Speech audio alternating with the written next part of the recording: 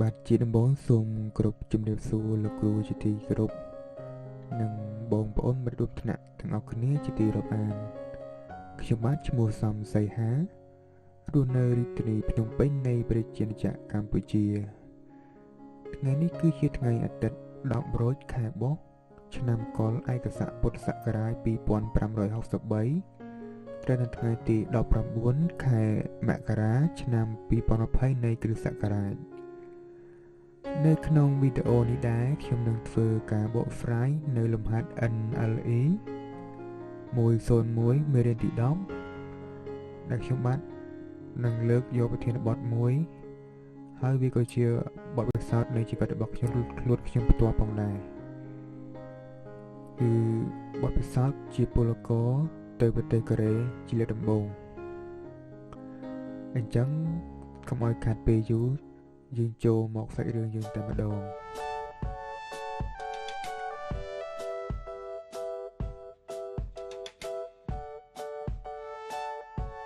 បន្ទាប់ទៅនេះខ្ញុំ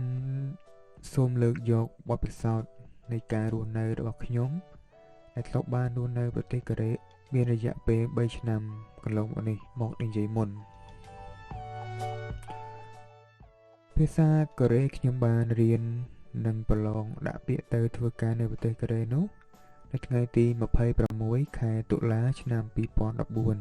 2014និងបានទទួលវីសាចេញដំណើរទៅប្រទេសកូរ៉េនៅថ្ងៃ18ឧសភាឆ្នាំ2015ខ្ញុំបានរស់នៅនិងធ្វើការប្រទេសកូរ៉េអស់រយៈពេល3ឆ្នាំពីឆ្នាំ2015ដល់2018ក្នុងអំឡុងពេលនោះដែរខ្ញុំបានជួបរឿងរ៉ាវថ្មីជាច្រើនដែលខ្ញុំមិនដែលបានជួបរឿងទាំងអស់នោះពីមុនមកឡើយមានទាំងរឿងល្អផងនិងរឿងមិនល្អផង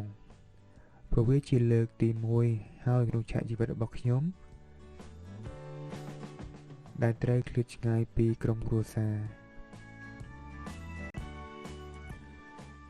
បន្ទាប់ទៅនេះខ្ញុំសូមចែករំលែកពីបទពិសោធន៍ជីវិតរបស់ខ្ញុំខ្លះៗកាលនៅប្រទេសកូរ៉េនិយាយពីការរស់នៅគិតរឿងផលលំបាករបស់ខ្ញុំគឺស្ដាប់ភាសាកូរ៉េគេមិនសូវបានពេលខ្លះគេស្ដីឲ្យយើង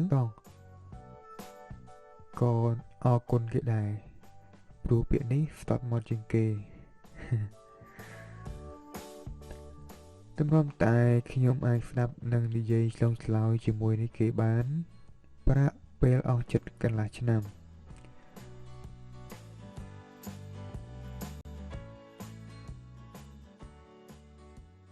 ពាក្យខ្លះមិនមែនខ្ញុំមិនចេះទេប៉ុន្តែនិយាយមិនរួចតែម្ដងមានន័យថាយើងអត់ reflect ភ្លាមឆ្លើយតបទៅកាន់គេវិញគឺត្រូវការគិតពេលគិតបកប្រែគិតពីវេយ្យាករណ៍អ្វីផ្សេងជាដើមចំណុចនេះខ្ញុំសូមបញ្ចប់និយាយពីការរស់នៅឥឡូវបន្តទៅចំណុច5វិញម្ដងផ្នែកចំណុច5នេះខ្ញុំធ្លាប់ឮខ្មែរយើងភាគច្រើនមិនសូវជាចូលចិត្តម្ហូបរបស់កូរ៉េប៉ុន្មានទេពួកគាត់តែងបាននិយាយថាវាហឹរវាជូរវាសាបអ្វីជាដើមឡា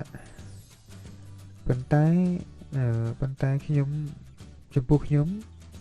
គឺមិនអញ្ចឹងទេខ្ញុំហូបមិនកើតតែពី3ថ្ងៃដំបូងទេលើកទី1នោះគឺថាឃើញបាយគេមួយកូនចានតូចនៅក្នុងចិត្តភ្លាមថាចំបាយប៉ុណ្ណឹងអញហូបមិនឆ្អែតទៅហើយក៏សាកម្ហូបគេនឹងទៅក៏នឹកក្នុងចិត្តទៀតអីយ៉ាម្ហូបកូរ៉េចឹងសោះទឹកស៊ុបសាបដោយទឹកអណ្ដូងចំណែកឯម្ហូបប្រចាំប្រទេសកូរ៉េនោះវិញដែល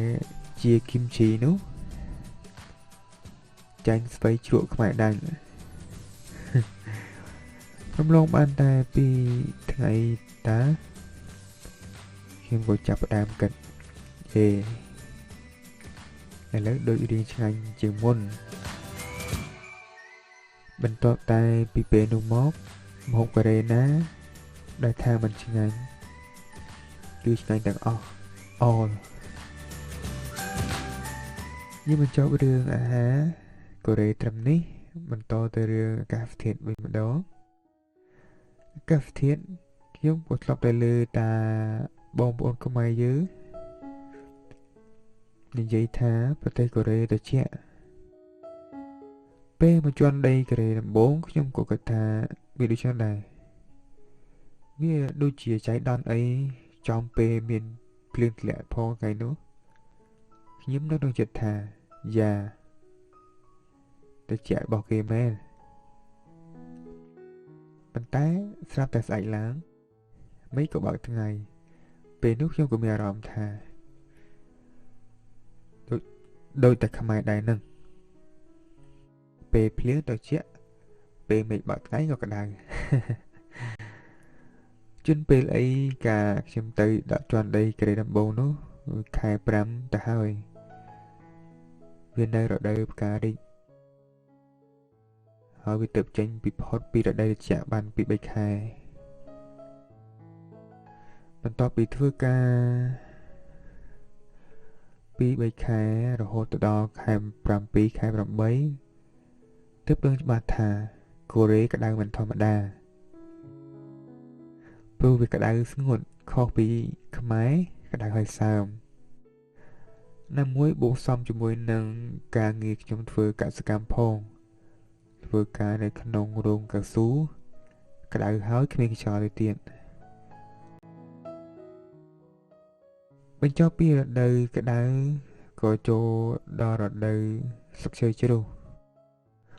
bên tôi đo rồi đời rồi nghĩa đã chia rồi đời muối khó bia cà thiệt nơi Campuchia này Pru về cho tôi trẻ kháng đo crom son ông xa xê bàn tay tôi chỉ giả nà có đau ấy nhưng mình bay ha từ lừa đời mua ní tê Pru xung bày tay này còn lại thưa ca bọc nhóm của mình sẽ gặp lại đây đã hãy nói thưa ở nhóm mình rồi nghĩa họ vậy đã bị xe kháng trên ní từ tiết nước cử khiến nơi và tây Korea tăng tại Peter đồng 4 rồi tụ lọp một không ai vĩnh chứ thà mặt đai sống bay tại mấy đồn miền chùm ngược đào sai tụ bay nẹ thưa ca chỉ muối miền chùm ngược đào sai có đòi có nhóm mình lòng bị kể đài đường này muối cảm giác nhóm kết tha vì chùm lại pro ca ra nhóm nơi khmái cứ mình đại bạn đăng tê ôi tại miền nè nơi chịch miền đại chùm ngược đào sai mà rồi lương mà rồi đang tại lòng vì kể hơi nếu mình tọa ní khi ông bị dậy bị gượng thưa cá nâng ca đi dậy bị xa có đầy nằm bồn vì mình sơi bị khóc nè bị bồ lô có ra tây tiệt tê ca bị cá chạp đam đồng bồn ca nghĩa nâng ca dậy bị xa ra bỏ kê đại dương mình lọp ba địa giấyឬប្រើប្រាស់ច្រើនក្នុងការរស់នៅប្រចាំថ្ងៃនេះទេអញ្ចឹងហើយវាធ្វើឲ្យយើងស្ដាប់គេនិយាយមិនយល់និងពេលស្ដាប់យល់ហើយចង់និយាយទៅកាន់គេវិញក៏និយាយមិនចេញដែររឿងដដែលនេះបានកន្លងផុតទៅជិតកន្លះឆ្នាំបាទខ្ញុំអាចប្រើប្រាស់ភាសាកូរ៉េប្រចាំថ្ងៃនៅកន្លែងធ្វើការជាធម្មតាបានហើយការងារក៏ដូចទៅនឹងភាសាដែរនៅពេលដែលភាសាកូរ៉េខ្ញុំអាចប្រើប្រាស់បានហើយកំហុសក្នុងការងារក៏មិនមានដែរព្រោះយើងអាចយល់ពីដំណើរការរបស់តើកែបានគឺយើងអាចបំពេញតាមដំណើរការនោះឲ្យបានល្អបានយ៉ាងងាយស្រួល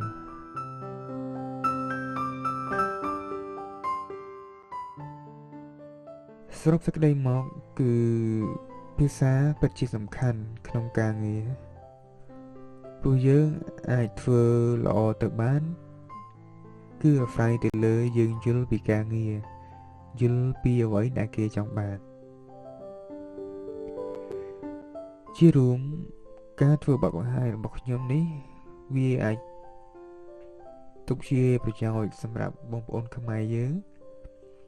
ដែលមានបំណងចង់ទៅធ្វើការនៅប្រទេសកូរ៉េបាន